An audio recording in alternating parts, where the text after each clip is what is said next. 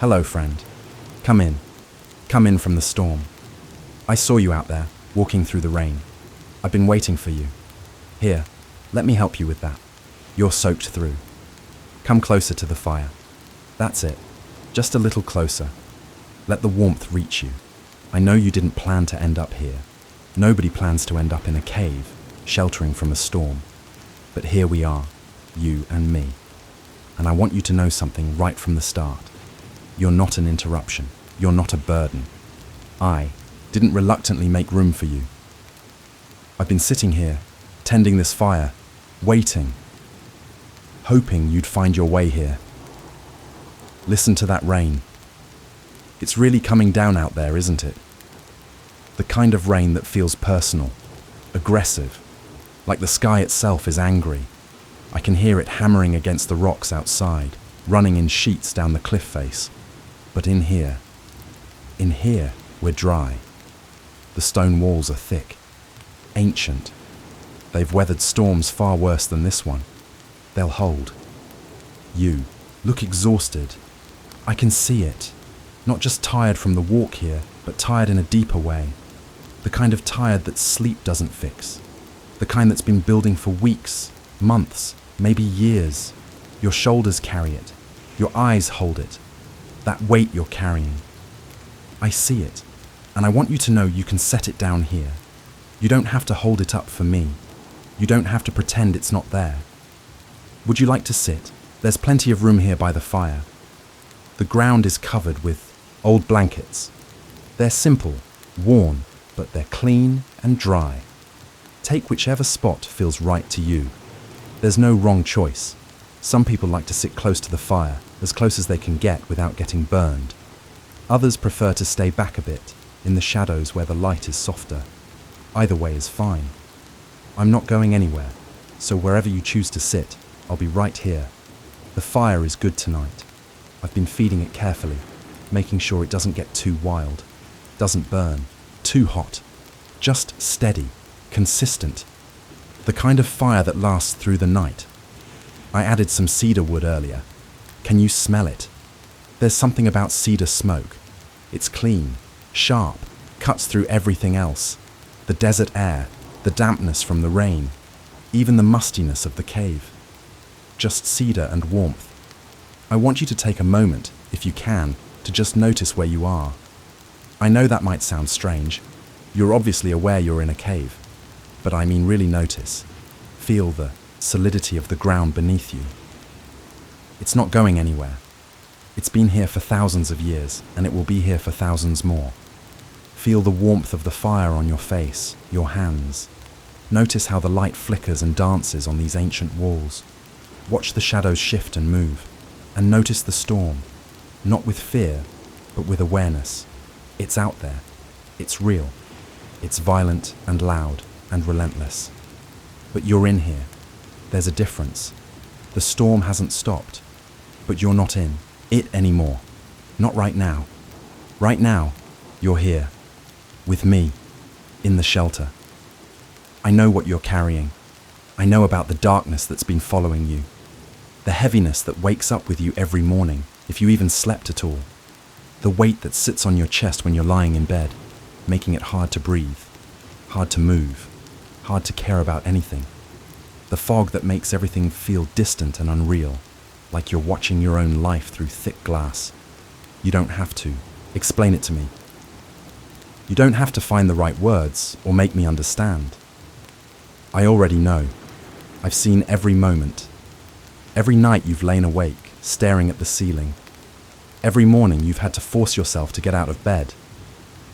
Every time you've smiled and said, "I'm fine," when you were absolutely not fine. Every tear you've cried in the shower where nobody could hear.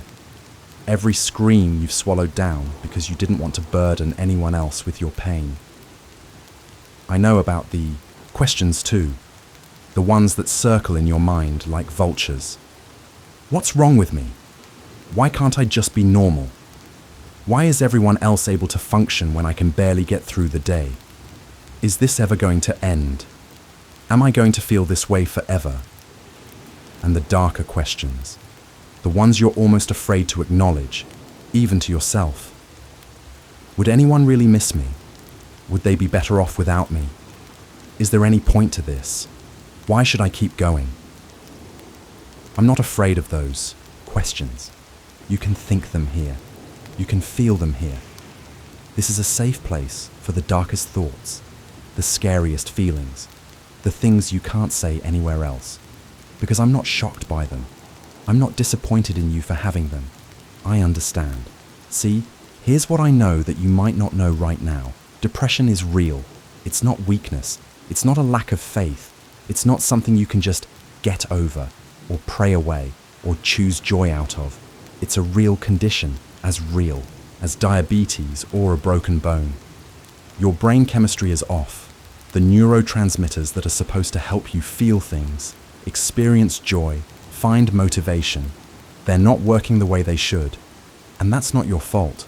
You wouldn't blame yourself for getting pneumonia. You wouldn't feel guilty about needing insulin. So why do you feel guilty about this? Why do you carry shame on top of the pain? I want you to hear this clearly. I created your brain. I know every neuron, every synapse, every chemical pathway. I know when things aren't functioning the way they should. And I don't condemn you for it. Not for 1 second. The storm outside, it's a good metaphor actually. You didn't cause this storm. You didn't choose it. You can't stop it by sheer willpower. It came, and it's here, and it's powerful. But that doesn't mean you failed. That doesn't mean you did something wrong. Sometimes storms just happen. And sometimes you need shelter. Sometimes you need to stop fighting the rain. Stop trying to prove you can stand in the storm without flinching and just come inside. Let the walls hold. Let the fire warm you. Let someone else keep watch while you rest. That's what I'm offering you tonight. Shelter, not solutions. Not a 3-step plan to fix everything. Not a pep talk about how you just need to try harder or believe more or pray better. Just shelter. A safe place to be exactly as you are, feeling exactly what you're feeling, without any pressure to change or improve or get better. I see people sometimes who think they need to come to me with their best self. They think they need to clean up first, pull themselves together, get their act straight before they approach me. As if I only accept the polished version, the healed version, the version that has it all figured out. But look at you right now. You came in from the storm soaking wet, exhausted, barely able to keep going. And I said, come in. I've been waiting for you. Not come back when you're dry. Not come back when you're stronger. Just come in. This is where you belong. Right here, in whatever state you're in. If you're broken, bring the broken pieces. If you're empty, bring the emptiness. If you're too tired to even speak, bring the silence. It's all welcome here. You know what I love about this cave? It's not beautiful. It's not polished or decorated or impressive. It's just a hole in the rock. Rough walls, dirt floor, smoke-stained ceiling. But it does its job. When the storm comes, it shelters. When the night is cold, it holds warmth. When you need a place to rest, it provides ground solid enough to lie down on. Sometimes that's enough. Sometimes that's exactly what's needed. Not grandeur, not perfection, just shelter, just enough. And I think maybe that's what you need to hear tonight. You don't have to be grand. You don't have to be perfect. You don't even have to be good enough. You just have to be. And even if being feels like too much, right? Now, even if existing feels like an exhausting effort, that's okay too. Listen to the fire for a moment. Just listen. Hear how it crackles and pops.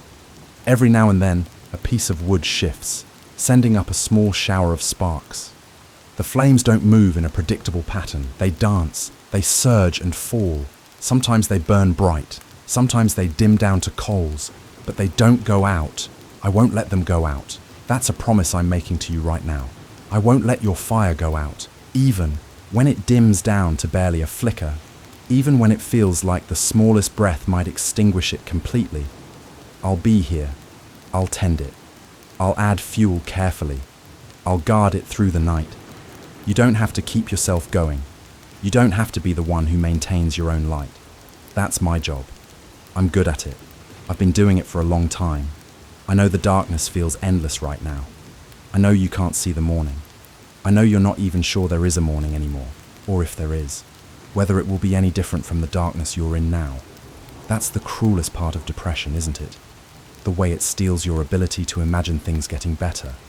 The way it convinces you that this is just how it is now, how it will always be. But that's a lie. I need you to know that. Even if you can't feel the truth of it right now, even if it seems impossible, I need you to hear the words. This is not forever. The storm is not permanent. The darkness is not the end of the story. I've seen a lot of storms. I've walked through deserts at noon when the heat was so intense it shimmered in waves off the sand. I've been in boats when the waves were so high they blocked out the sky.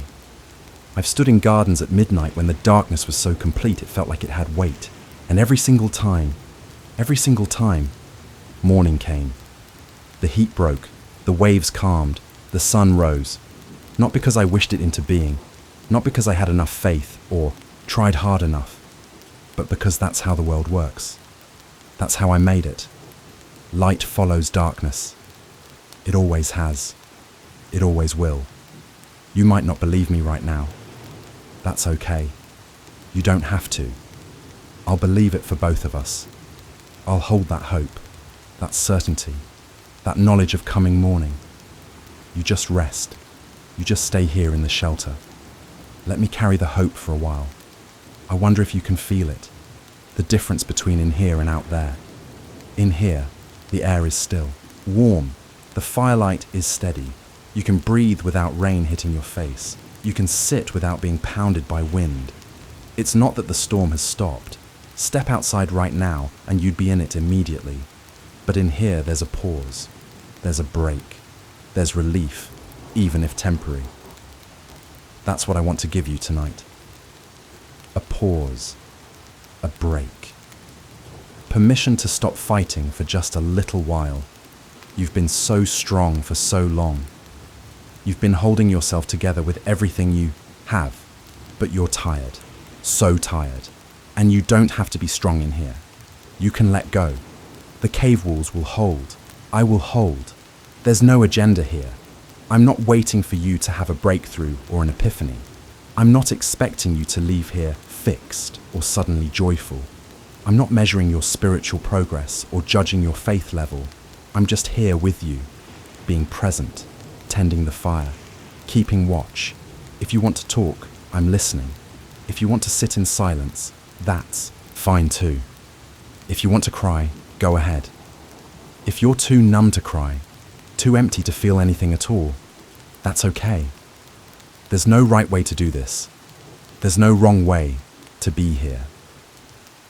You know what I think about sometimes, sitting in places like this? I think about all the people throughout history who have sat in caves, sheltering from storms. Real storms, metaphorical storms, spiritual storms. This cave has probably sheltered hundreds of people over the centuries.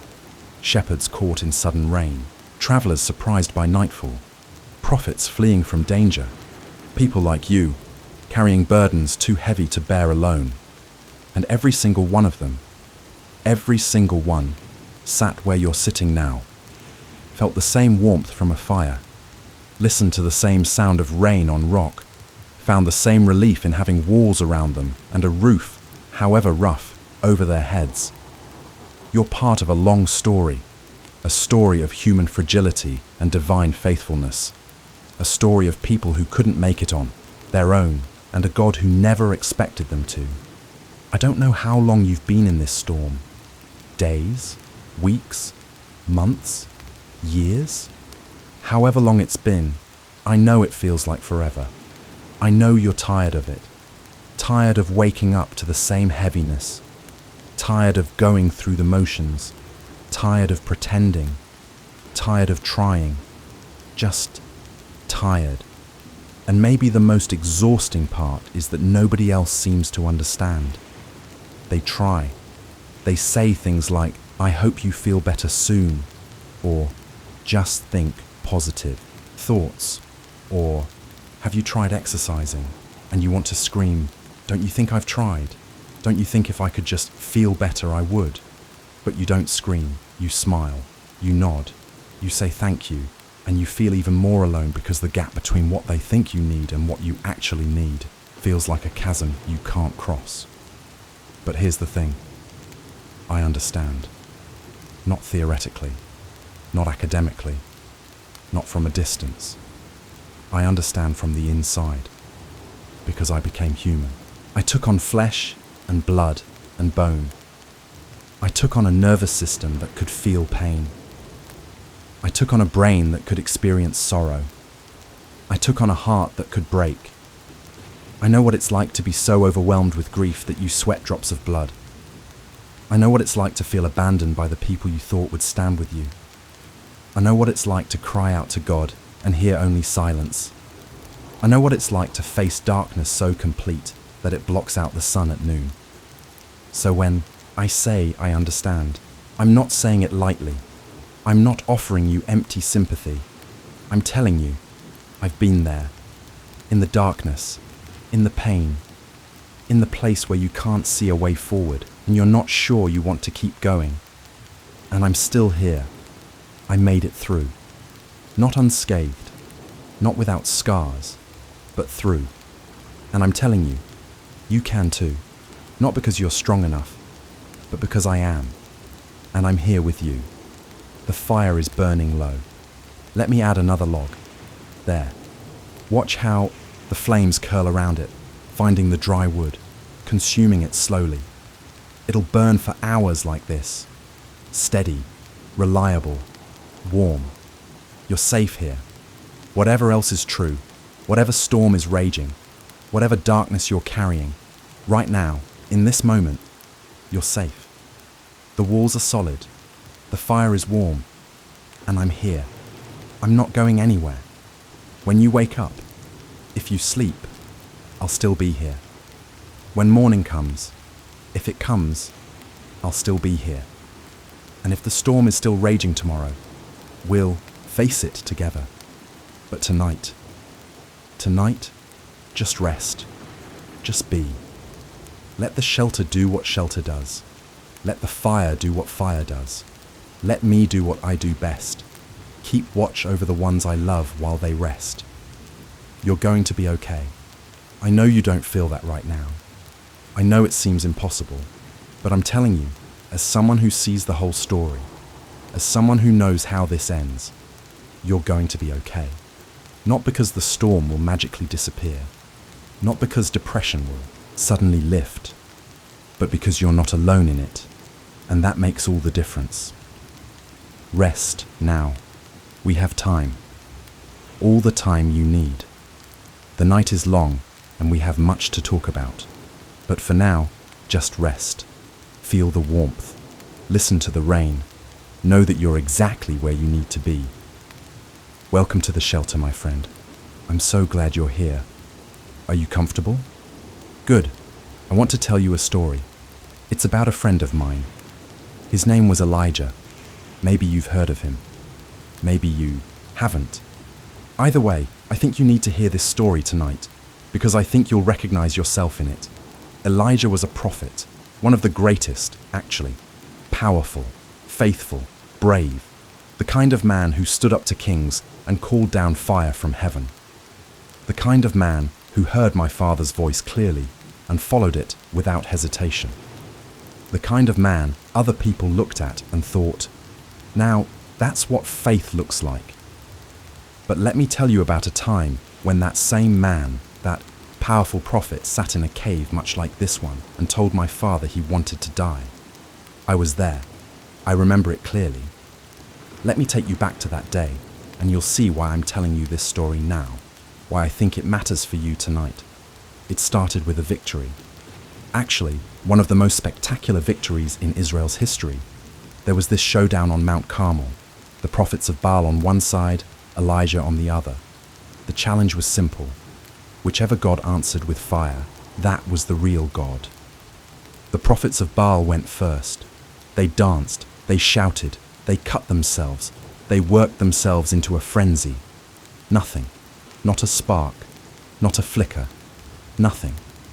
Then it was Elijah's turn, and he didn't just build an altar, He drenched it, had them pour water over it again and again until it was soaked, until the trench around it was full, impossible to light by human standards. And then he prayed, a simple prayer, direct. Answer me, Lord, so these people will know that you are God. And my father answered. Fire fell from heaven, consumed the sacrifice, the wood, the stones, the soil, the water in the trench, everything. It was unmistakable, undeniable. The people fell on their faces. The Lord, He is God. The Lord, He is God. Victory. Complete, total, spectacular victory. You'd think that would be the end of the story, wouldn't you? You'd think Elijah would ride that high forever. Faith confirmed, power demonstrated, God's presence made manifest. What could possibly go wrong after that? But that's not how it works, is it? That's not how the human mind works. That's not how depression works. Because the very next day, Elijah got a message. A threat from Queen Jezebel. She was furious about what had happened to her prophets, and she swore she'd have Elijah dead within 24 hours. And this man, this prophet who had just called down fire from heaven, this man who had stood fearless before 450 false prophets, this man who had just seen the most spectacular display of divine power, he ran. He ran for his life, terrified. And he didn't just run to safety.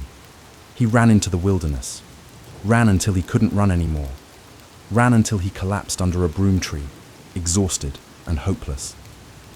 And then, in that place of complete depletion, he prayed. But not the prayer you might expect. Not God, give me strength, or God, protect me, or God, help me stand firm. He prayed, I have had enough, Lord. Take my life. Let that sink in for a moment. A man who had just witnessed a miracle, who had just seen God answer in the most powerful way imaginable, was now asking to die, begging for it. He was done, finished. He couldn't see a way forward, couldn't find the strength to keep going, didn't want to keep going. I am no better than my ancestors, he said. Just let me die. Do you hear the exhaustion in those words? The defeat? The sense that he'd given everything he had and it still wasn't enough? Do you hear yourself in those words? I do. I hear it clearly.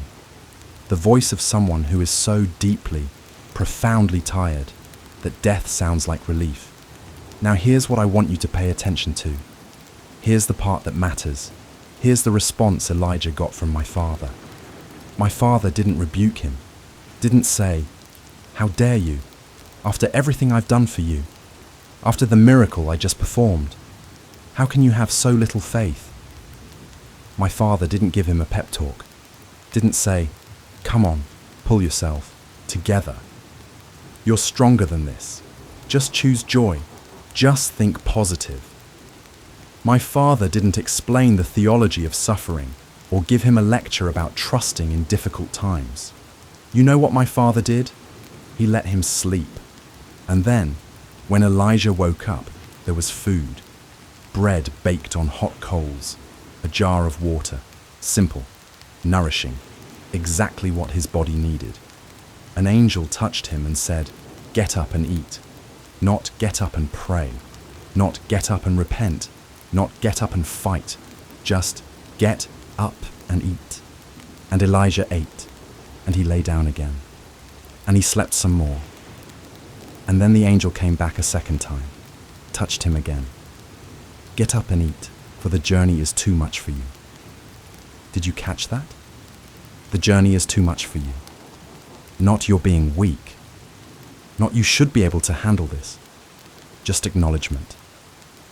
The journey is too much. You're depleted. You need rest. You need food. You need basic care. So Elijah ate again, drank again. And then, strengthened by that food and that rest, he traveled 40 days and 40 nights, all the way to Mount Horeb, to a cave like this one. And there, in that cave, he heard a question. "What are you doing here, Elijah?" It wasn't an accusation. It was an invitation. An invitation to be honest about where he was and why. And Elijah was honest, brutally honest. "I have been very zealous for the Lord God Almighty. The Israelites have rejected your covenant, torn down your altars, and put your prophets to death with the sword. I am the only one left, and now they are trying to kill me too.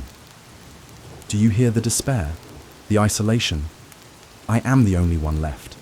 That feeling of being completely alone, of carrying something no one else understands, of fighting a battle that never ends."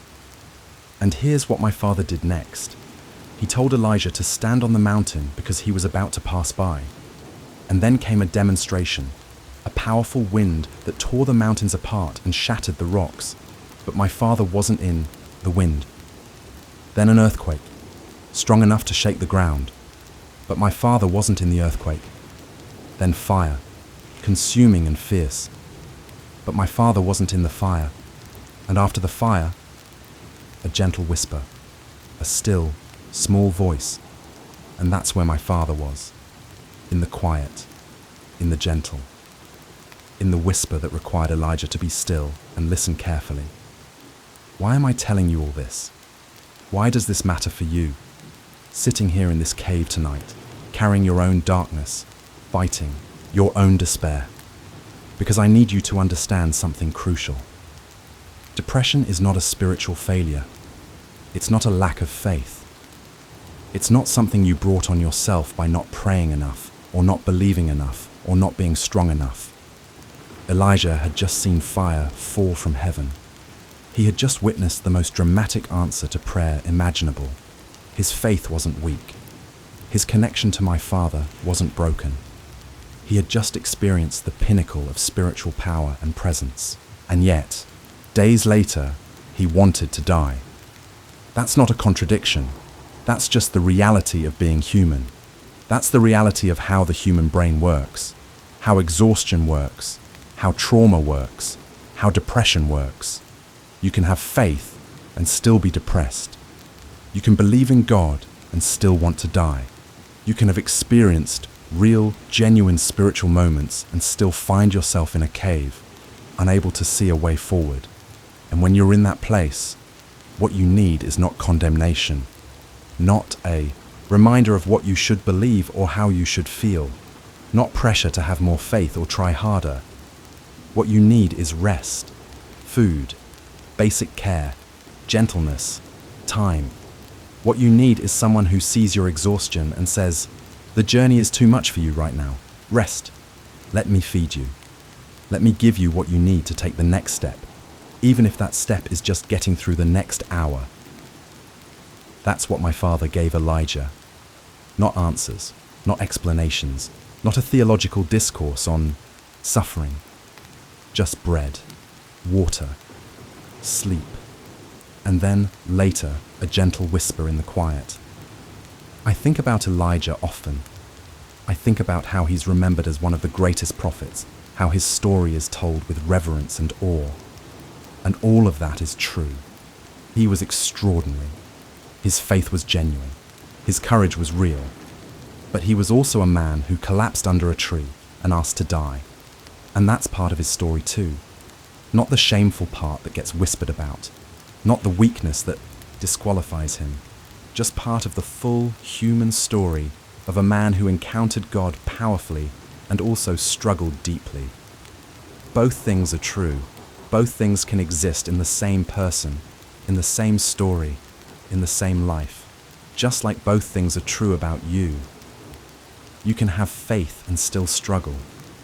You can love God and still feel hopeless. You can have known real moments of light and still be sitting in deep darkness right now.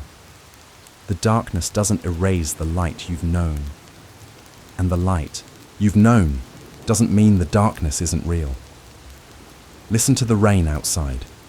It's still coming down. The storm hasn't stopped just because we're talking about Elijah. But here's what I want you to notice. We're still dry. The cave is still holding. The fire is still warm. The storm's reality doesn't negate the shelter's reality. Your depression is real. The heaviness is real. The exhaustion is real. The desire to just be done with it all, to stop fighting, to rest permanently. That's real, too. I'm not going to minimize it or dismiss it or tell you it's not as bad as you think.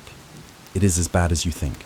Maybe worse, because you're the one living it, feeling it, carrying it. And I believe you when you say it's too much. The journey is too much for you right now. That's not weakness. That's just truth. And acknowledging that truth is the first step toward getting what you actually need. You know what Elijah needed? He needed to know he wasn't the only one. That feeling of being completely alone, the only one fighting, the only one who cared, the only one left. It was crushing him. So after the gentle whisper, after the quiet encounter, my father told him something important. I have reserved 7,000 in Israel, all whose knees have not bowed to Baal. 7,000. He wasn't alone. He wasn't the only one. There were others, many others. He just couldn't see them from where he was standing. And I need you to hear this. You're not alone either. I know it feels like you are. I know depression has a way of isolating you, of making you believe you're the only one who feels this way, the only one struggling this deeply, the only one who can't seem to find their way out of the darkness. But you're not. There are others, many others, people sitting in their own caves right now, listening to their own storms, carrying their own darkness. You can't see them. They can't see you, but they're there. And more than that, I'm here, right here, not watching from a distance, not observing your struggle with detached sympathy. Here, in the cave with you, tending the fire, keeping watch. When Elijah couldn't go on, my father didn't demand that he go on anyway. He provided rest, provided food, provided a gentle encounter that met him exactly where he was. And that's what I'm doing for you tonight. Providing shelter, providing warmth, providing presence, not demanding anything, not requiring you to be different or better or stronger, just being here with you as you are.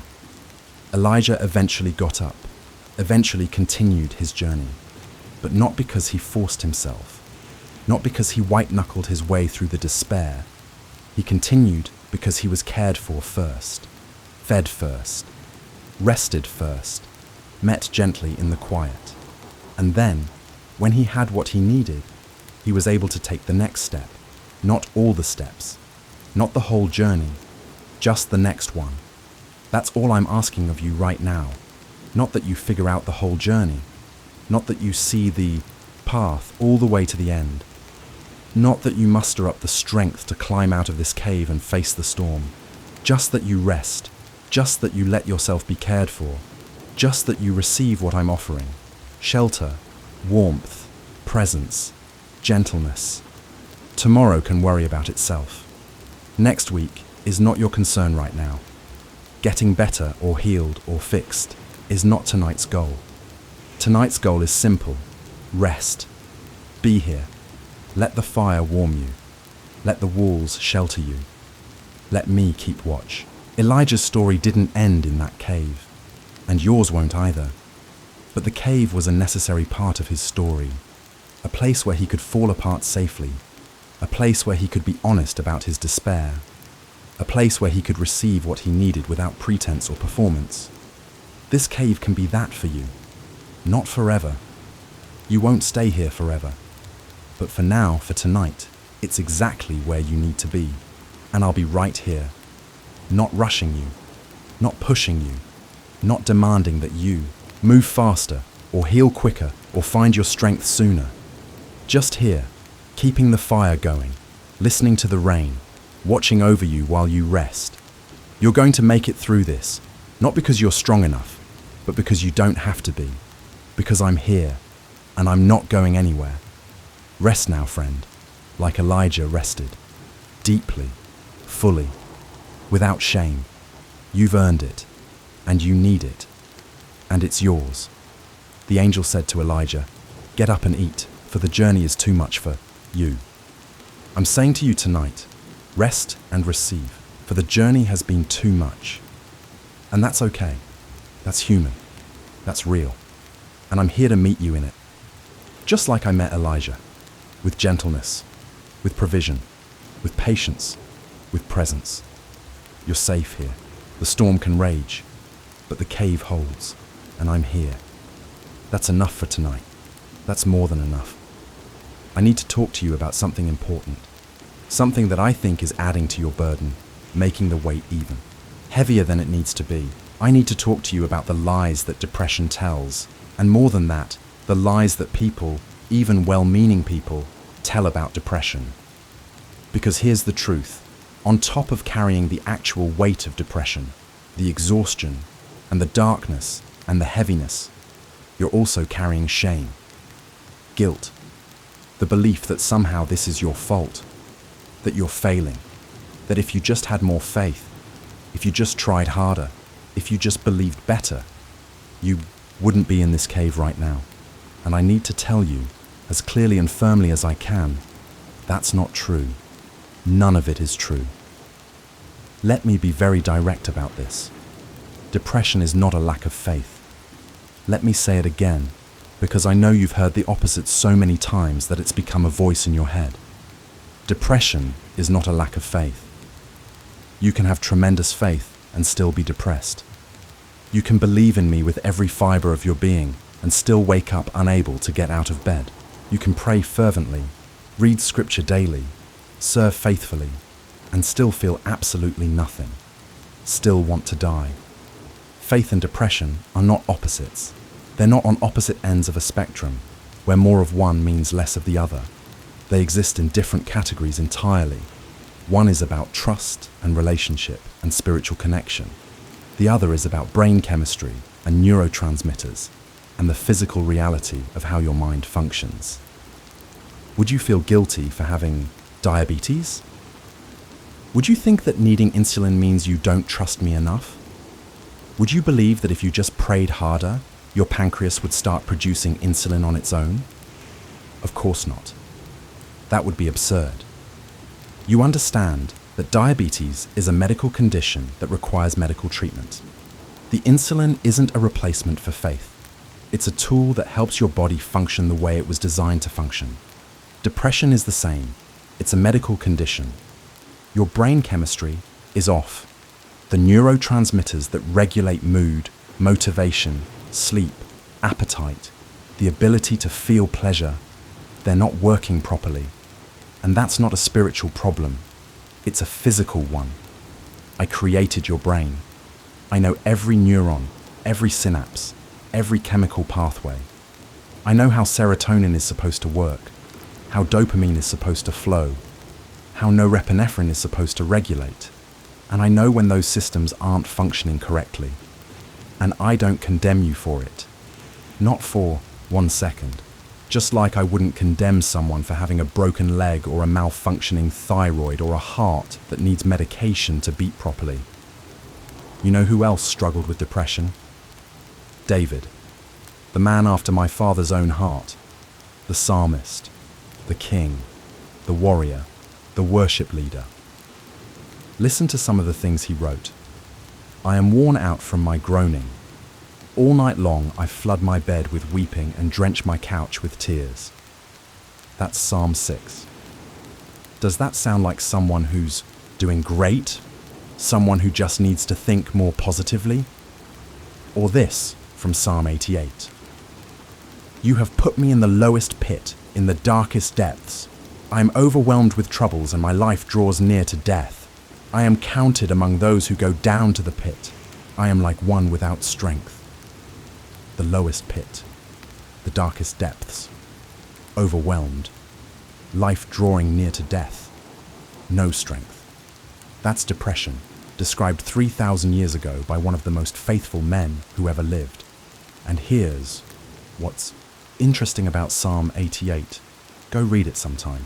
It's one of the darkest psalms in the entire collection. It's raw, it's honest, it's desperate. And you know how it ends? It doesn't end with a neat resolution. It doesn't end with, but then I remembered God's faithfulness and everything was fine. It ends in darkness. You have taken from me friend and neighbor. Darkness is my closest friend. That's in Scripture. That honesty, that darkness, that lack of a tidy ending. It's there because it's real. Because sometimes that's where people are, and it's okay to be there. It's okay to tell the truth about it, or think about Jeremiah, the weeping prophet. He didn't get that nickname because he was a little sad sometimes. The man was in anguish. Listen to this, from Jeremiah chapter 20. Cursed be the day I was born. May the day my mother bore me not be blessed. Why did I ever come out of the womb to see trouble and sorrow, and to end my days in shame? He's cursing the day he was born, wishing he'd never existed. Sound familiar?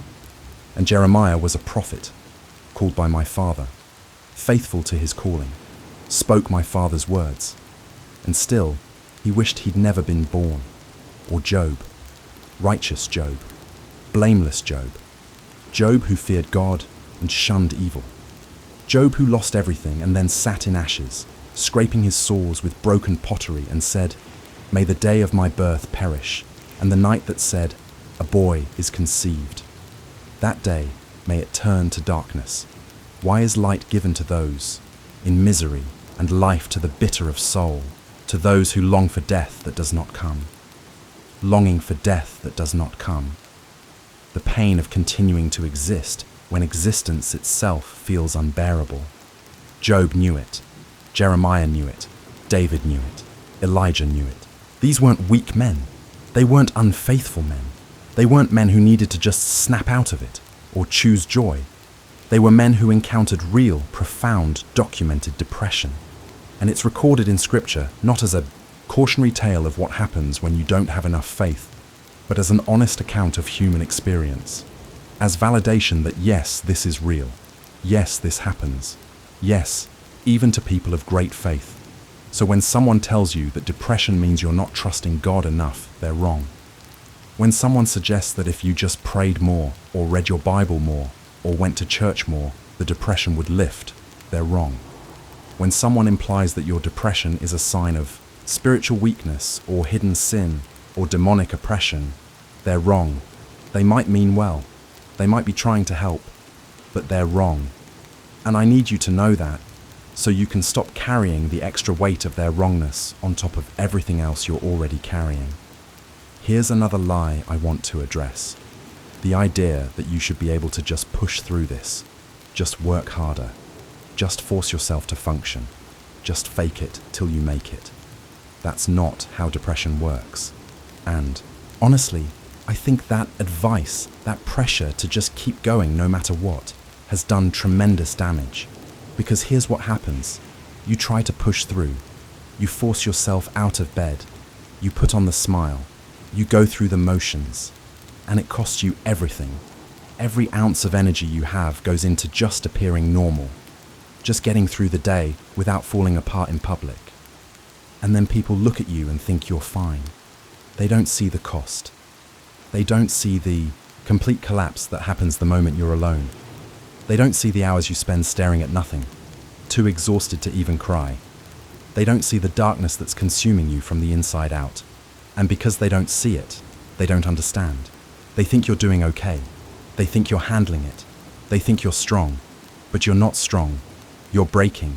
You're barely holding on. And the effort of pretending is making everything worse. So let me give you permission to stop. Permission to not push through. Permission to acknowledge that no, you can't just force yourself to function right now. Permission to say, I need help. I need rest. I need something to change because I cannot keep going like this. That's not weakness. That's wisdom. That's honoring the reality of where you are instead of pretending to be somewhere you're not. You know what else isn't weakness? Medication, therapy, professional help. I know there's stigma around this in some circles. I know some people believe that true faith means you shouldn't need antidepressants, that prayer should be enough, that if you're really trusting God, you won't need a therapist. But think about this for a moment. When you have a bacterial infection, do you take antibiotics? When you break a bone, do you get a cast? When you have poor vision, do you wear glasses? Of course you do, because those are tools that help your body function properly. They're not replacements for faith. They're not signs of weakness. They're just practical responses to physical problems. Your brain is an organ. It's part of your body. And sometimes it needs help functioning properly. Sometimes the chemistry is off and needs to be adjusted. Sometimes the neural pathways have gotten stuck in harmful patterns and need to be rewired through therapy. Sometimes you need professional intervention because this is beyond what prayer alone can address. And that's okay. That's not a failure. That's not unfaithfulness. That's just reality. I created doctors. I created therapists. I created scientists who discovered how brain chemistry works and developed medications that can help. Why would I do all of that if I never wanted anyone to use it? Here's what I think. I gave human beings the ability to study creation, to understand how bodies and minds work, to develop treatments and interventions. That's a gift. That's part of how I care for my creation. Through the hands and minds and discoveries of people who dedicate their lives to healing. So if you need medication, take it, without guilt, without shame, without believing that it means your faith is insufficient. If you need therapy, go. Talk to someone who's trained to help people navigate the darkness.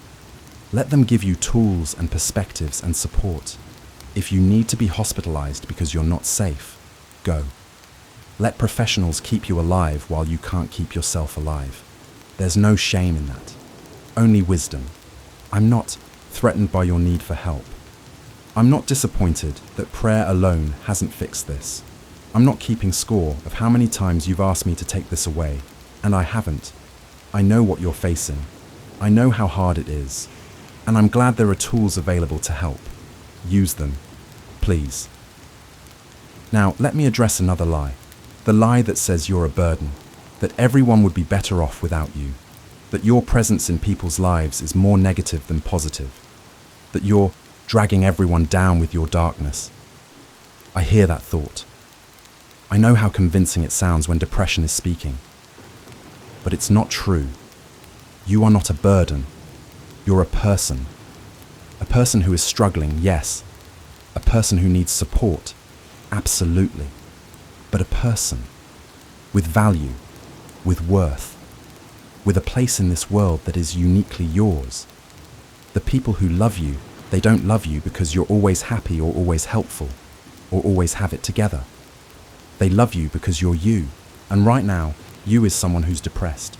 And that's part of your story, part of your reality, but it doesn't negate your worth. Would you think less of a friend who got cancer? Would you consider them a burden because they needed help during treatment? Would you wish they'd just disappear so you didn't have to deal with their illness? I don't think you would. I think you'd show up. You'd bring meals. You'd sit with them during chemo. You'd let them cry and rage and be scared. You'd tell them you're there, no matter what. And the people who truly love you, they feel the same way about you. Your depression is hard for them, yes. They wish you weren't suffering, absolutely. But they don't wish you didn't exist. They wish you weren't in pain. There's a difference. And I'll tell you something else.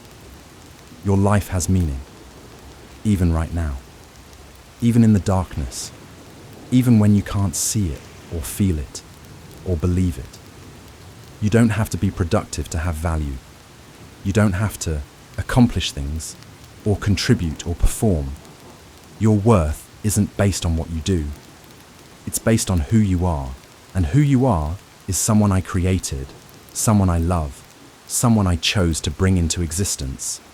That doesn't change based on your mental health. It doesn't fluctuate based on your ability to function. It's constant, permanent, unshakable. You are valuable because I say you are. And I don't change my mind. Listen to the fire crackling. Watch the flames move. They're not trying to be anything other than fire. They're not performing or producing or proving their worth. They're just being. And in being, they're fulfilling their purpose, giving light, giving warmth. You are enough just by being, just by existing. Even if all you do today is breathe. Even if all you manage tomorrow is to open your eyes. That's enough. You're enough. The storm outside is still going. I can hear it. Rain pounding, wind howling, thunder rolling in the distance. It's relentless. It's not letting up. And I want you to notice something. The storm's continuation doesn't mean the shelter failed. The fact that it's still raining doesn't mean the cave isn't working. The shelter's job isn't to stop the storm. It's to protect you from the storm. And it's doing that. You're dry. You're warm. You're safe. The storm can rage all it wants, but it can't reach you in here. Same with your depression. The fact that it's still there, still heavy, still dark, doesn't mean you're failing. Doesn't mean nothing is working. Doesn't mean there's something wrong with you beyond the depression itself. Sometimes storms last a long time. Sometimes they're fiercer than anyone expected. Sometimes they just sit over a region and pound and pound and pound. But that doesn't change the fact that shelter works, that warmth is real, that you're protected even while the storm continues. I want to be very clear about something else. Depression can lie to you about me. It can make you believe that I'm disappointed in you, that I'm frustrated with you, that I'm angry about your weakness, that I'm keeping track of all the ways you're failing. None of that is true. I'm not disappointed in you. How could I be disappointed in you for having a medical condition, for your brain chemistry being off, for struggling with something that is genuinely, objectively difficult? I'm not frustrated with you. I don't have a limit to my patience. I'm not sitting here thinking, come on, get it together already. How long is this going to take? I'm not angry about your weakness. I created you as a human being. I know what that means. I know the limitations. I know the vulnerabilities. I became human myself. I felt the weakness. I'm not surprised by it or put off by it. And I'm not keeping score. I'm not tallying up your failures, counting your bad days, making note of every time you couldn't get out of bed, or every time you snapped at someone, or every time you couldn't bring yourself to pray. That's not who I am. That's not how I work. That's not the relationship I want with you. I'm here, present, attentive, compassionate, patient beyond measure. And my love for you doesn't depend on your performance. It never has. It never will. Depression wants you to believe otherwise. It wants to isolate you. It wants to convince you that you're alone, that you're failing, that I'm distant or disappointed or done with you.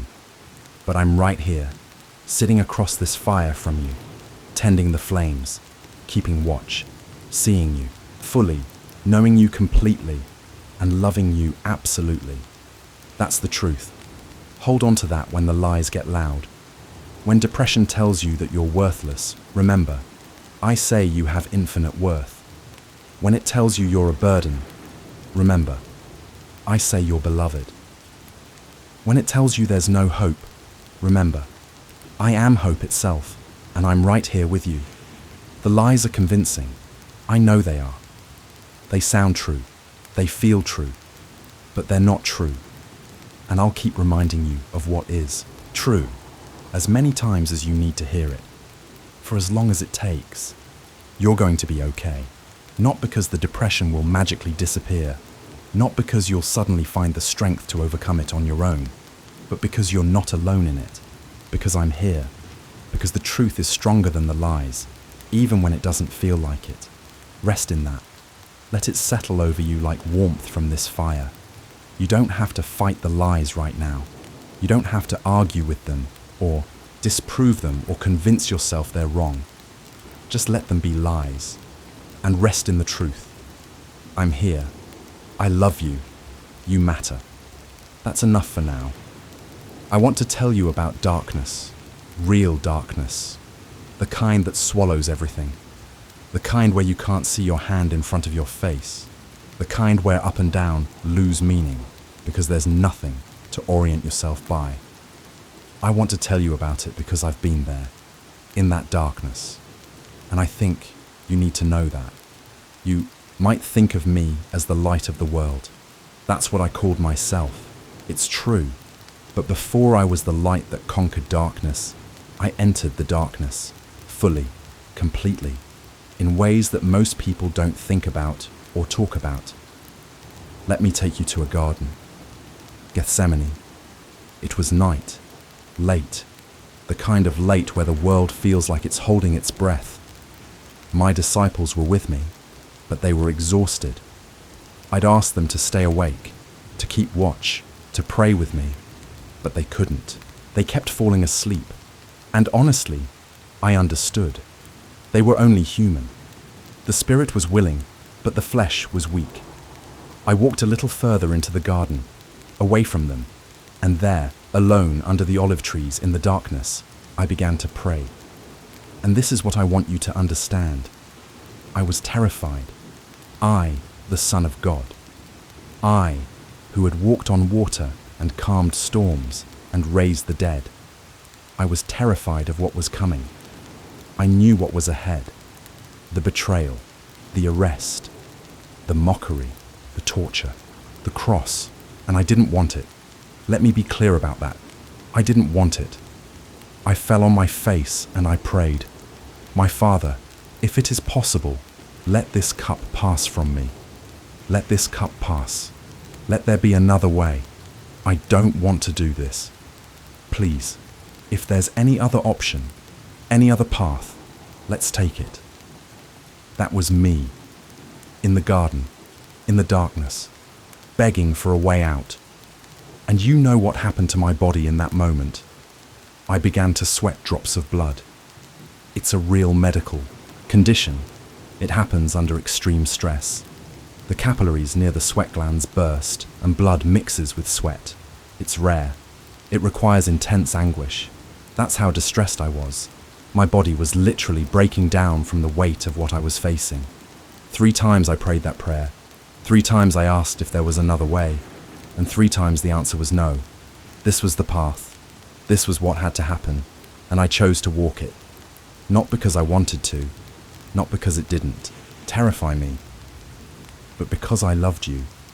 Because this was the only way to reach you. To save you. To bridge the gap between humanity and divinity. So I walked into it. Into the betrayal, the arrest, the mockery, the torture. They beat me. Do you know what a Roman flogging was like? They used a whip with multiple leather strands, each one embedded with pieces of bone and metal. When it struck, it didn't just hit the surface. It tore. It ripped flesh away. It exposed muscle, sometimes even bone. I felt every strike, every tear, every rip. My back became a mass of shredded tissue. Blood poured down. The pain was beyond description. And that was just the beginning. They put a crown of thorns on my head. Not gently. They shoved it down hard. Those thorns, long and sharp, drove into my scalp. More blood, more pain. They mocked me, spat on me, hit me in the face, called me names, treated me like I was nothing, and then they made me carry a cross, a heavy wooden beam, up a hill, through streets, lined with people who jeered and cursed. My body, already destroyed by the flogging, had to carry that weight. I fell, multiple times. The weight was too much, my strength was gone, but they made me keep going. They forced me up, made me continue. And then, on that hill, they nailed me to the cross, drove spikes through my wrists and feet, real spikes, real metal, real bones breaking, and nerves tearing, and pain exploding through every cell of my body. And they raised the cross, dropped it into a hole in the ground. The impact jolted through me, every nail, every wound, jarred and torn further, and I hung there, for hours, struggling to breathe, having to push up on those nailed feet just to get air into my lungs. Each breath was agony, each moment was torture. But that wasn't the worst of it. The physical pain was terrible, beyond terrible. But it wasn't the worst. The worst came at noon, when the sky went black. Darkness fell, in the middle of the day, unnatural darkness. Thick darkness, the kind that presses in on you. And in that darkness, something happened that I had never experienced before. Something that went beyond physical pain, beyond human comprehension. My father turned away. For the first time in all of eternity, the connection between me and my father was severed. I, who had existed in perfect unity with him before time began, who had never known a moment of separation, was suddenly, utterly alone. All the sin of humanity, all the darkness, all the evil, all the brokenness, it was placed on me. And my Father, who is holy and cannot look upon sin, turned his face away. And I cried out, not a calm statement, not a theological declaration, a cry, a scream from the depths of my being. My God, why have you forsaken me? Why have you abandoned me? Where have you gone? Why am I alone in this? I was quoting scripture, Psalm 22, but I wasn't just reciting words. I was living them, experiencing them, feeling the full weight of abandonment, of being forsaken, of being utterly alone in the darkest moment imaginable. This is what I want you to understand. I know what it's like when God seems absent. I know what it's like to cry out and hear nothing back. I know what it's like to feel completely abandoned in your darkest moment, because I experienced it, fully, completely, in ways that surpass human understanding. I'm telling you this not to say, see, I had it worse than you, so you should just deal with it. That's not the point at all. I'm telling you this so you know. When you're in darkness, when you feel like God is distant or silent or absent, when you cry out and hear nothing back, I understand. Not theoretically, not from a distance. I understand from having been there. And here's what I learned in that darkness. My Father's presence doesn't depend on my ability to feel it. In that moment on the cross, I felt forsaken. The feeling was real. The anguish was real. The sense of abandonment was real. But my Father hadn't actually left. He was right there, holding the whole thing together, making sure that the sacrifice counted, making sure that this darkness served a purpose, making sure that death didn't get the final word. The feeling of abandonment and the reality of presence existed simultaneously. Both were true. The feeling didn't negate the reality, and the reality didn't invalidate the feeling. This is crucial for you to understand. Right now, you might not feel me. You might pray and sense nothing. You might cry out and hear only silence. You might wonder if I'm even real, if I'm even there, if I even care. Those feelings are real. I'm not going to dismiss them or minimize them. When you feel alone, you feel alone. That's a valid experience. But the feeling isn't the whole truth. The reality is that I'm here. I've been here all along. I never left.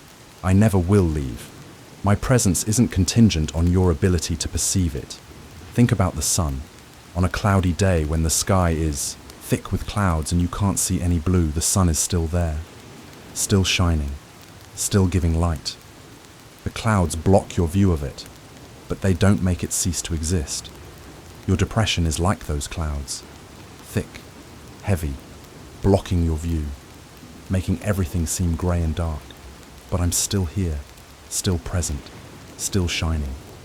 The clouds don't change that. I know that might not help right now. I know that when you're in the darkness, being told that light exists somewhere doesn't make the darkness any less dark. But I'm not telling you this to make you feel better. I'm telling you this because it's true. And truth matters, even when it doesn't feel like it matters.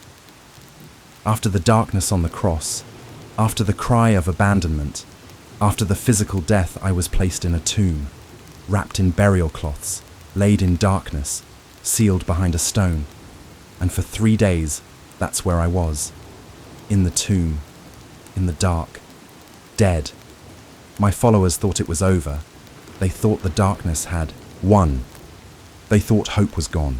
They grieved. They despaired. They hid, afraid and hopeless. They couldn't see what was coming. They couldn't imagine resurrection.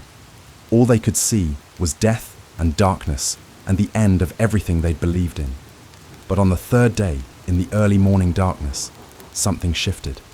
The earth shook, the stone rolled away, and I walked out, alive, transformed, victorious. The darkness hadn't won. Death hadn't gotten the final word. The tomb couldn't hold me. And here's what I want you to know. The darkness you're in right now, it's not the end. It feels like it.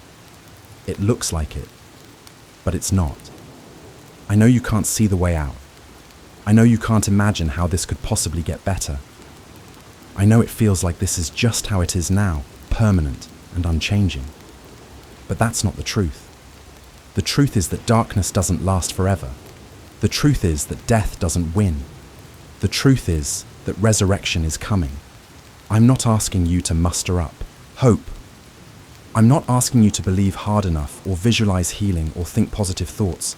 I'm just telling you what I know. This is not the end. You're in the tomb right now, in the darkness, waiting. And it's awful. It's terrible. It feels like death.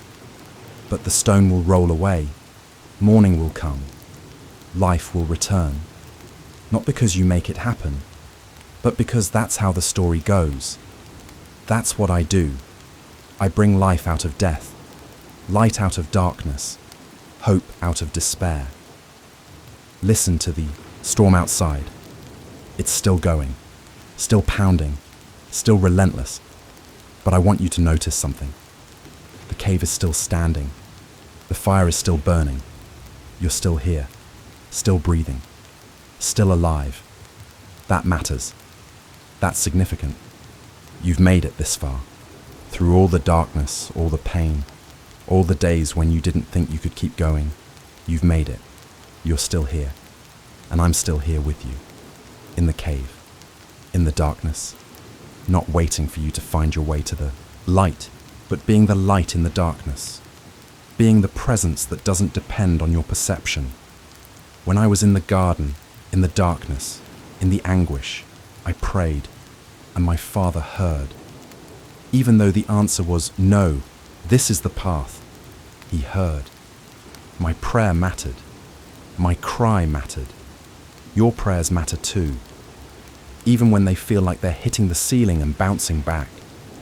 Even when you can't form words and all you have is groaning or tears or silence.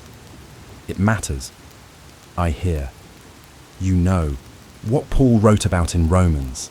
He talked about the Spirit interceding for us with groans too deep for words. When we don't know what to pray, when we can't form coherent thoughts, when all we have is pain and confusion and desperation, the Spirit translates, takes our wordless cries, and presents them to my Father. So even when you feel like you can't pray, like you have nothing to say, like the words won't come, it's okay. The Spirit is praying for you. I'm praying for you. You're covered. You don't have to perform. You don't have to get it right. You don't have to have the right words or the right attitude or the right amount of faith. You just have to be. And even being is something I'll help you with. I carried a cross. I know what it's like to carry something unbearably heavy. I know what it's like when your strength runs out and you fall. I know what it's like to need help, to not be able to do it alone. And I'm here to tell you, it's okay to fall. It's okay to need help. It's okay to say, I can't carry this anymore. I'll carry it with you. I'll carry you if I need to. The burden you're under, the weight of depression, the darkness that feels crushing, I'll bear it. You don't have to do this alone. On the cross, in the darkness, I experienced the full weight of separation from my Father, so that you would never have to. So that no matter how alone you feel, the reality is that you're not. I'm here. I went through the ultimate darkness so I could meet you in yours. This isn't platitude. This isn't empty comfort. This is reality. I entered death so you could have life. I experienced abandonment so you could have presence. I walked through the darkest darkness so I could be with you in yours. The cross wasn't just about forgiveness, though it was that. It wasn't just about salvation, though it was that too. It was about solidarity. It was about me saying, I will go to the darkest place imaginable so that nowhere you go will be too dark for me to reach you. And I meant it. There is no darkness too deep, no despair too profound, no place too far gone. I can reach you there. I am with you there. Right now, in this cave, in this moment, I am with you. Not because you've earned it, not because you've believed hard enough, but because I chose to be, because I love you, because your darkness doesn't scare me or repel me or make me turn away. I walked into darkness willingly. Yours doesn't intimidate me, so rest in that. Let that be the truth you hold, onto when everything else feels uncertain. I'm here, in the darkness with you, and I'm not going anywhere. The fire is warm, the cave is shelter, the storm is still out there, but in here, in this moment, there is presence, there is light, there is me, and that's enough. That's more than enough. That's everything. The fire has settled into steady coals now, still warm, still giving light, but softer, gentler. The kind of glow that doesn't demand attention, just offers comfort. I want to shift a little now. We've talked about a lot. Your exhaustion, Elijah's story, the lies depression tells, my own experience with darkness, and all of that is true. All of that matters. But now I want to give you something different, something you can hold on to, not something you have to feel, not something you have to believe with great conviction, just truths, simple truths, things that are real whether you can feel them or not. Because here's what I know about depression. It steals your ability to feel, not just joy or peace or hope. It can steal your ability to feel anything at all. You become numb, empty, like you're watching your life through thick glass, disconnected from everything. And when you're in that place, when feeling is impossible, you need something else. You need facts, truth, things that exist outside of your emotional state, things that are real regardless of whether you can perceive them. So that's what I'm going to give you now. A list, not a long list, not an overwhelming list, just some truths, and I'm going to say them slowly, clearly, and I'm going to expand on each one so you can let it sink in, so you can hold it even when you can't feel it. First truth, you still have value even when you can't contribute. Your worth is not based on what you do, it's based on who you are. And who you are is someone I created with intentionality and love. I didn't make you because I needed something from you. I made you because I wanted you to exist. Think about a newborn baby. What does a newborn contribute? Nothing, really. They can't work, they can't help, they can't even feed themselves or clean themselves. They're completely dependent, completely non-productive. And yet, is a newborn worthless? Of course not. A newborn is precious, valuable beyond measure, loved fiercely, not for what they do, but simply because they are. That's how I see you. Even when you can't get out of bed, even when you can't work or serve or contribute in any measurable way, even when depression has stolen your productivity, your creativity, your ability to function, you are still precious, still valuable, still loved. Your worth is inherent. It's not earned. It can't be lost. It just is. So on the days when you feel worthless, when you feel like you're failing everyone, when you feel like you have nothing to offer, remember, your value isn't based on your output. It never was. It never will be. You have value simply because you exist, and that's enough. Second, truth.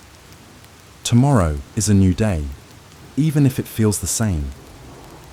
I know that feels like empty comfort right now. I know that when you're depressed, tomorrow doesn't feel like a new beginning. It feels like another day of the same struggle, the same heaviness, the same exhausting effort to just survive. But here's what I want you to understand. Every day that you wake up is a day you made it through the night. Every morning is evidence that you're still here, still fighting, still surviving. And I know, just surviving doesn't feel like much.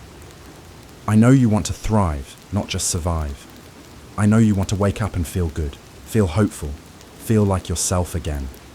But right now, surviving is enough. Getting through one more day is enough. Waking up one more morning is enough. You don't have to conquer depression tomorrow. You don't have to have a breakthrough or a turnaround or a miraculous healing. You just have to wake up. Just have to keep breathing. Just have to make it through. And every day you do that, every day you survive when part of you wants to give up, that's victory. That's strength. That's courage. So tomorrow, when it comes, will be a new day. Not because it will feel different, but because it's another chance, another opportunity, another 24 hours of me being with you, walking with you, holding you. And maybe, somewhere in those 24 hours, there will be a moment, a tiny moment, a brief break in the clouds, a second where the weight lifts just slightly, a glimpse of something beyond the darkness. Or maybe there won't be. Maybe tomorrow will be just as hard as today. And that's okay too, because you'll still have made it through, still have survived, still have proven that you're stronger than the darkness, even when you don't feel strong at all. Tomorrow is coming, and I'll be there. That's the truth that matters. Third truth, this will pass, even though it feels permanent. I know it doesn't feel like it will pass. I know it feels like this is just your life now. Like depression is a permanent state, an unchanging reality that you'll carry forever. But that's not true. Depression lies about its own permanence. It whispers that this is forever, that you'll never feel better, that hope is gone for good. But I've seen thousands of years of human history. I've walked with countless people through their darkest valleys, and I can tell you, it passes. Maybe not as quickly as you want. Maybe not in the way you expect. But it passes. Seasons change, storms end. Night gives way to morning. That's how the world works. That's how I designed it. Nothing stays the same forever. Right now, you're in winter. Cold, dark, bare. And winter feels endless when you're in the middle of it. Feels like spring will never come. Like warmth and light and growth are just memories from a distant past. But spring always comes. Always. Without fail. Even when winter lingers longer than expected. Even when the cold seems stubborn and relentless, spring comes. Your spring is coming. I can't tell you exactly when. I can't give you a timeline. But I can tell you with absolute certainty, it's coming. This heaviness won't last forever. This darkness won't be your permanent home. This depression, as real and awful as it is right now, will not have the final word in your story. Hold on to that, even if you can't feel it, even if you can't believe it. Just hold it as a fact, a truth, something real that exists outside your current experience. This will pass. I promise you. It will pass. Fourth truth, you are not a burden to me. I need to be very clear about this because I know depression has convinced you otherwise. I know you feel like you're too much, like you're asking too much, like you're wearing me out with your constant need and your lack of progress. But that's not true. That's not how I work. You cannot exhaust my patience. You cannot deplete my compassion. You cannot use up my love. I don't have a limit. I don't have a threshold where I think, okay, that's enough. I'm done now. Figure it out yourself. I'm infinite. My capacity for bearing with you, caring for you, staying present with you is infinite. There is no end to it. You could cry out to me every second of every day for the rest of your life, and I would never, not even once, think, this is too much. I wish you'd stop. Your need doesn't burden me. It draws my compassion. Your weakness doesn't frustrate me. It invites my strength. Your inability to fix yourself doesn't disappoint me. It creates space for me to work. I'm not like the people in your life who get tired of your depression, who wish you'd just get better already, who are worn out by the weight of supporting you. I don't get tired. I don't get worn out. I don't wish you were different. I see you exactly as you are, depression and all, and I love you. Fully, completely, without reservation. So when you feel like you're too much, remember, you're not too much for me. You're never too much for me. You're exactly the right amount, the amount I created, the amount I love. You are not a burden, you're beloved. Fifth truth, your life has meaning, even in this darkness. You might not be able to see the meaning right now. You might feel like you're just taking up space, wasting time, existing without purpose. But meaning isn't always visible in the moment. Sometimes it only becomes clear in hindsight. Sometimes the darkest seasons are the ones that shape you most, profoundly, that teach you things you could never learn in the light. I'm not saying depression is good. I'm not saying there's some grand lesson you're supposed to learn that makes this all worthwhile. Depression is awful. It's a thief. It's a liar. I hate what it's doing to you.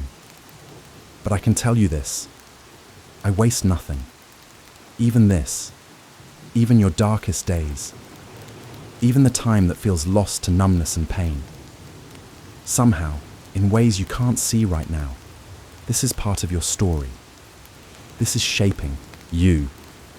This is creating depth in you, compassion in you, understanding in you.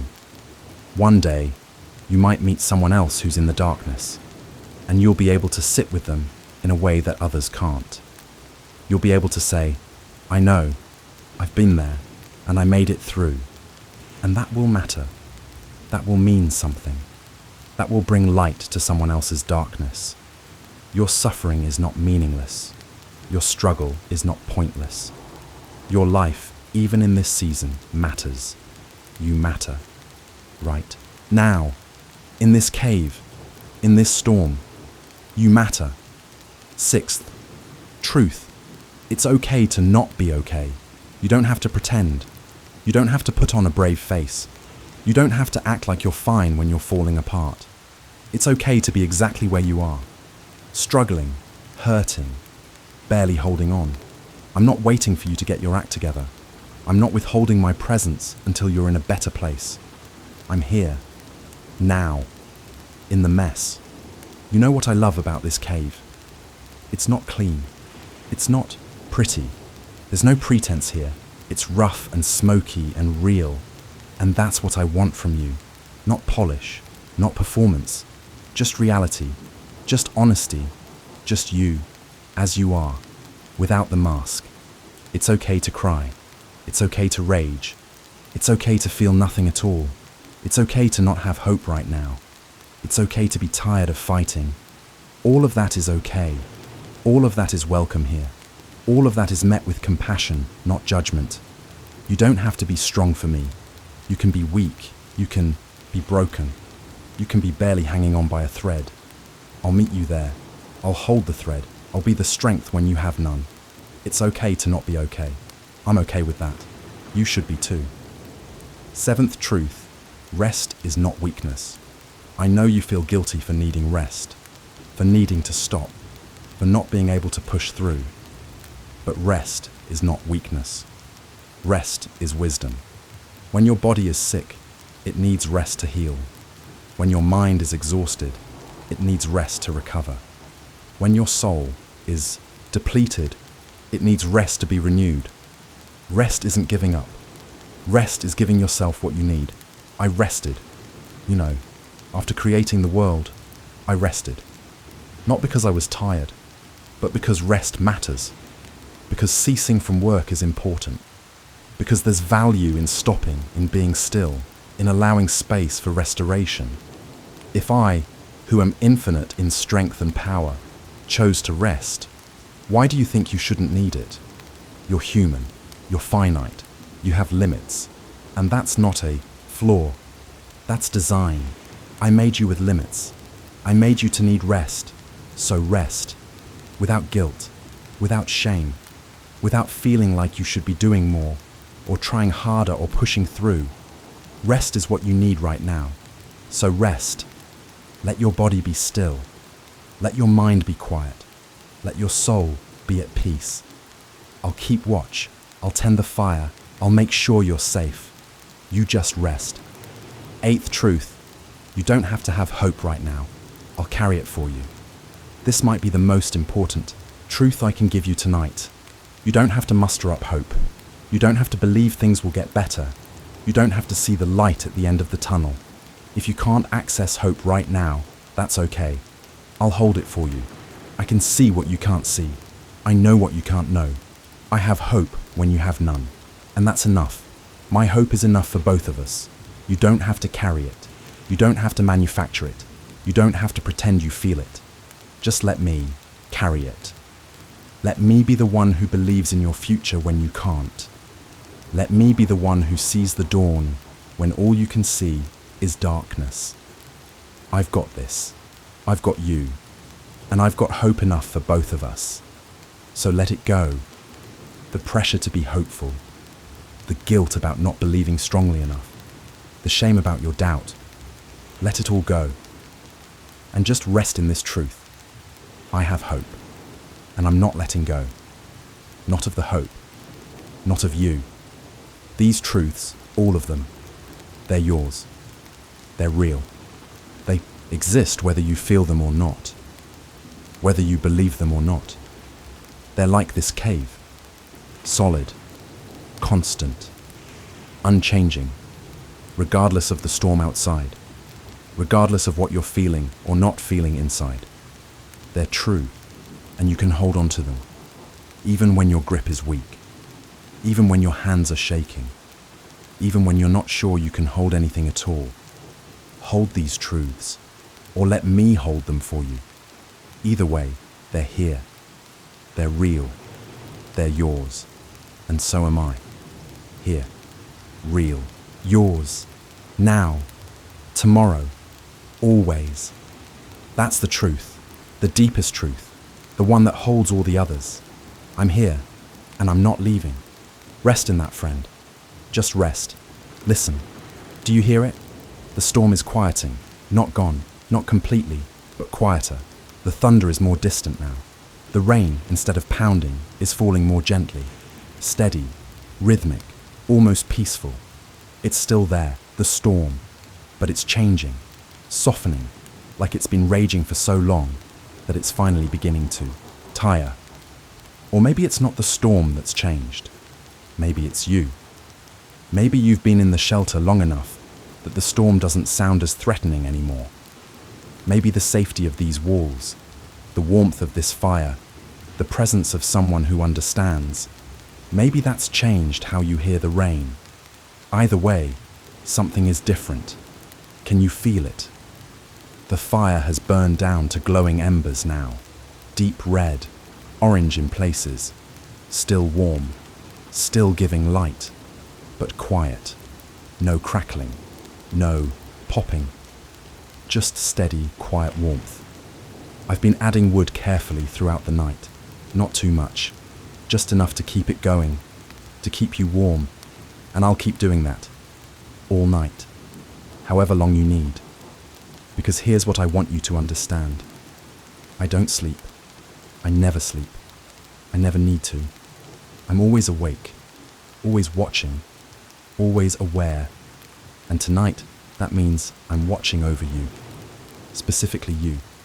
Not in some general distant way, but here, present, attentive, watching the rise and fall of your breathing, seeing the way the firelight flickers across your face. Noticing when you shift, when you sigh, when you finally begin to relax. You can sleep. You should sleep. And I'll be right here when you do, keeping the fire going, keeping watch, making sure you're safe. I know sleep hasn't come easily lately. I know you've spent too many nights lying awake, mind racing, body exhausted, but unable to rest. I know you've watched the hours tick by. Watch the darkness slowly fade, to grey dawn, never finding the relief of sleep. Tonight can be different. Not because you're trying harder, not because you're doing anything differently, but because you're here, in the shelter, out of the storm, with me. And because I'm giving you permission to let go, permission to stop fighting, permission to rest. You don't have to stay vigilant tonight. You don't have to keep watch. You don't have to make sure everything is okay. That's my job. I'll do it. You just rest. I want you to think about something for a moment. Think about sheep. I've talked about sheep before, how I'm the good shepherd, how my sheep know my voice. But here's something you might not have thought about. Sheep are vulnerable when they sleep. They lie down. They close their eyes. They become completely defenseless. And they can only do that when they trust the shepherd, when they know someone is watching, someone who won't sleep, someone who will see danger coming and protect them. That's what I'm offering you tonight. I'm the shepherd who doesn't sleep, who never sleeps, who keeps watch while you rest. You can lie down, you can close your eyes, you can let your guard down completely, because I'm here and I'm not going anywhere. There's a psalm, Psalm 121. It says, "He who watches over you will not slumber. Indeed, he who watches over Israel will neither slumber nor sleep." That's a promise, a guarantee. I don't slumber. I don't sleep. I'm always watchful, always attentive, always present. So tonight, that means you can sleep. Because I'm awake, you can rest. Because I'm watching, you can let go. Because I'm holding on. I know your mind wants to race. I know the moment you close your eyes, the thoughts start coming. The worries, the regrets, the fears, the endless loop of everything that's wrong, everything that hurts, everything that feels hopeless. But tonight, when those thoughts come, I want you to imagine handing them to me, one by one.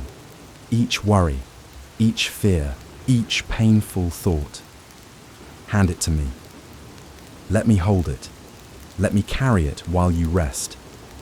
You don't have to solve anything tonight. You don't have to figure anything out. You don't have to make any decisions or find any answers. Tonight is just for rest, just for letting go, just for being held. The darkness outside is deep now. That particular darkness that comes in the hours before dawn, the deepest part of the night, when everything is quiet and still. But in here, there's light, soft light from the embers, gentle, warm, just enough to see by, just enough to remind you that darkness isn't absolute, that even in the deepest night, there's light. I am that light, even when you can't see me, even when everything feels dark and empty and void. I'm here. I'm the light that darkness cannot overcome, the light that never goes out. And tonight, I'm using that light to watch over you, to see you, to keep you safe. You're safe here. I want you to really hear that. Let it sink in. You're safe. The storm can't reach you in here. The darkness can't swallow you. The fears can't consume you. You're in the shelter, under my watch, in my care. And nothing can snatch you out of my hand. I said that once, you know, to some people who were questioning whether they could really trust me, whether they could really be secure. And I told them, no one can snatch my sheep out of my hand. That includes you. You're in my hand, held, secure, safe. And nothing, not depression, not darkness, not despair, not even death itself can take you from me. You're mine, and I protect what's mine. So sleep, rest. Let yourself sink into that security. Let yourself be held. I know you're tired, so tired, tired of fighting, tired of hurting, tired of carrying this weight. So don't carry it tonight. Set it down. All of it. The depression, the hopelessness, the fear, the pain, all of it. Set it down here by the fire, and let me watch over it while you sleep. Let me carry it while you rest. When you wake up, it might still be there. I'm not promising it will be gone, but you will have rested, and rest changes things. Rest gives you strength you didn't have. Rest provides perspective that exhaustion obscures. So rest, deeply, fully, without worry. I'll be here. The rain outside has settled into a gentle rhythm now. Can you hear it? It's almost soothing. The kind of rain that helps you sleep, steady, constant, peaceful. It's no longer a storm. It's just rain, just water falling, gentle, necessary, life-giving even. Maybe that's what's happening with your pain too. Maybe it's transforming, not gone, but different, softer. Something you can live with instead of something that's destroying you.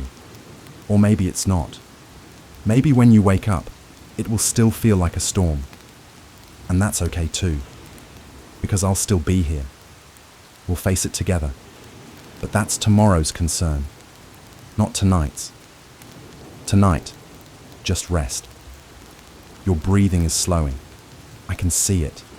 The tension in your shoulders is beginning to ease.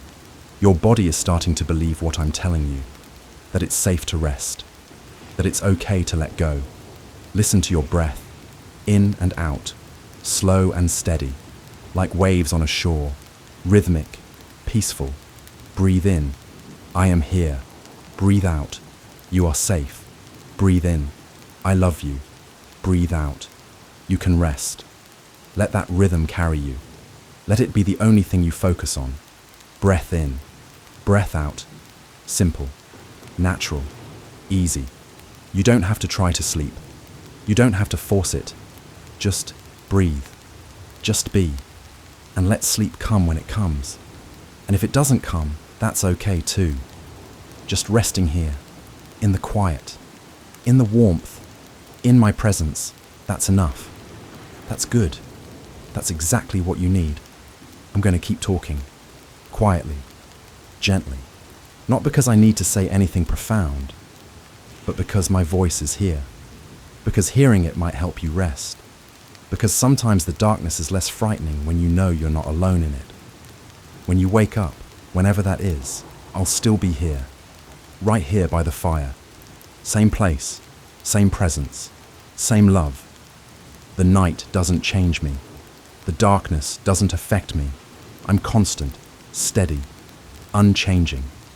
You can count on that. When everything else in your life feels uncertain and shifting, when you can't trust your own mind or emotions, you can trust this. I'm here. I'm real. I'm not going anywhere. Morning will come. I promise you that. The sun will rise. The darkness will fade. Light will return. Maybe not the morning you want. Maybe not the kind of light you're hoping for. But morning will come. And until it does, I'll be here. In the darkness with you. Keeping watch. Tending the fire. Holding you safe. You've made it through so many dark nights already. You've survived when you didn't think you could. You've kept breathing when breathing felt impossible. You've kept going when everything in you wanted to stop. That's strength, real strength. The kind that doesn't shout or boast. The kind that just endures, quietly, persistently, one breath at a time. And tonight, you can rest from that strength. You can stop enduring for a little while. You can just be. I see you, all of you. The parts you show the world and the parts you hide. The strength and the weakness. The faith and the doubt. The hope and the despair. I see all of it. And I love all of it. All of you. You don't have to be anything other than what you are. Right now. In this moment. Exhausted. Hurting. Barely holding on. That's enough. You're enough. And you're loved. Completely. Unconditionally. Forever. Rest in that. Let that be the blanket that covers you. Let that be the pillow that cradles your head. Let that be the lullaby that quiets your mind. You are loved. You are safe. You are mine. And I'm here. Watching. Waiting. Willing to stay as long as you need. The embers are glowing softly. Deep red. Warm. Steady. Like a heartbeat. Like my heartbeat. Constant. Faithful. Always there. Let that rhythm be your rhythm. Let my heartbeat be your heartbeat. Let my strength be your strength. You don't have to manufacture any of this. You don't have to make yourself feel it. Just receive it. Just let it be. The fire will burn through the night. I'll make sure of it. You won't wake up to cold or darkness. There will be warmth. There will be light. There will be me. Count on that. Trust that. Rest in that. Your eyelids are heavy. Let them close. There's nothing you need to see right now. Nothing you need to watch for. I'm watching. I'm seeing. I've got this. Close your eyes. Let the darkness behind your eyelids be restful instead of frightening. Let it be the darkness of sleep, not the darkness of despair. I'm here in this darkness too. This isn't the darkness of absence. This is the darkness of rest, of peace, of safety. Breathe slowly, deeply. Feel your body relaxing. Feel the ground solid beneath you. Feel the warmth of the fire. Feel my presence surrounding you. You're held completely, securely, lovingly. Nothing can harm you here. Not tonight. Not while I'm watching. Not while you're in my care.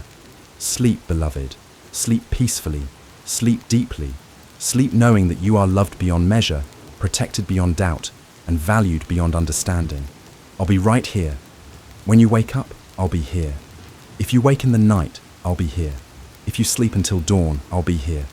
I'm not going anywhere. Ever. You're mine. And I keep what's mine. So rest now. Let go. Trust. Sleep. The rain is gentle. The fire is warm. The cave is safe. And I am here. Always here. Forever here. With you. Sleep, my beloved.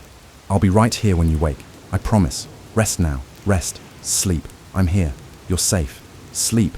I love you. Sleep. Rest. I'm here. Always. Forever. Here. Sleep now. Just sleep. I'm here. I'm here. I'm here.